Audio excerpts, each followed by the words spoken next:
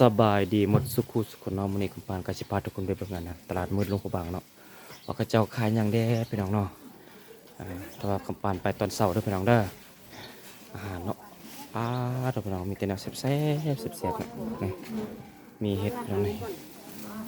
เห็นบ่พี่น้องทักทายสบายดีหมดสุขุสุขคนพี่น้องมีเห็ดพร้อมพี่น้องถูกมีน้ำผึ้งพี่น้องไหมอีหยังพี่น้องอันนี้พี่น้องเห็นบ่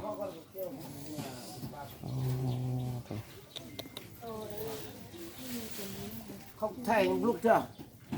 สุดยอดเลยพี่น้องขายสบายดีหมดสุขุสุขคนพี่น้องเห็นบ่ไปเถอะเขาเบิ่งแล้วก็ฝากกดแชร์กดไลค์เนาะกดแชร์พี่น้องเด้อทักทายสบายดีหมดสุขุสุขคนเด้อพี่น้องตัวจะนายเนาะ เดี๋ยวนั้นแม่ตัวดิยึดตัวนะ มันเป็นค่ายเนี่ยได้ล่ะ ปูด้วยนี่นะ อันเป็นจิ้วเส้นสาว ก็ถูกปูเนาะเสียงแก่ ตัว10,000ตัวนั้น ขายสบายดีหมดสุขุสุขคนพี่น้อง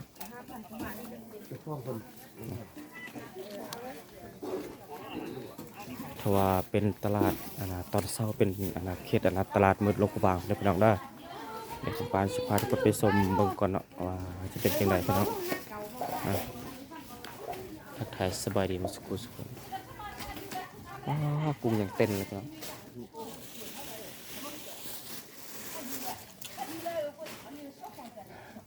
ทักทายสบายดีเด้อ ตลาดนี่ ดอกน้องมีงูครับงู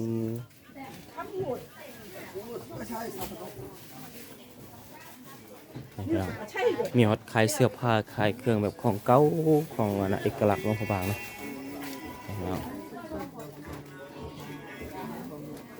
ทักทายสบายดีนะสุขุสุขคนเรา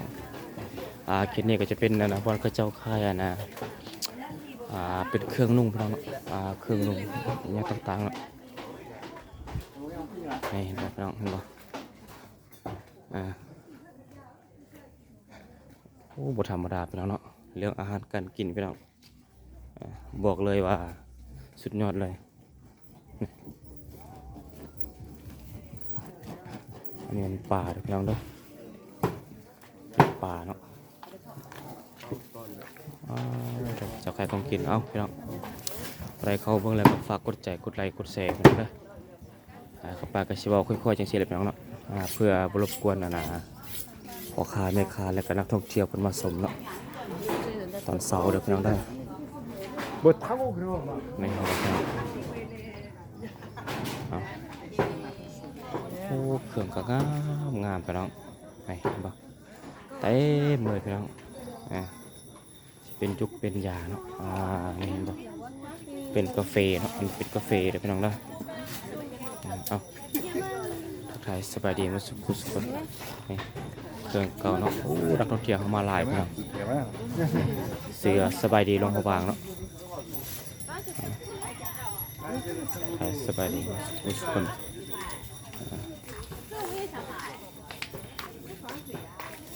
นี่พี่น้องเห็นบ่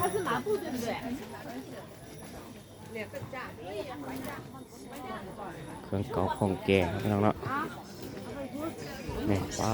ปอกคาในขาเนาะมาไข่เครื่องพี่น้องบอกเลยพี่น้อง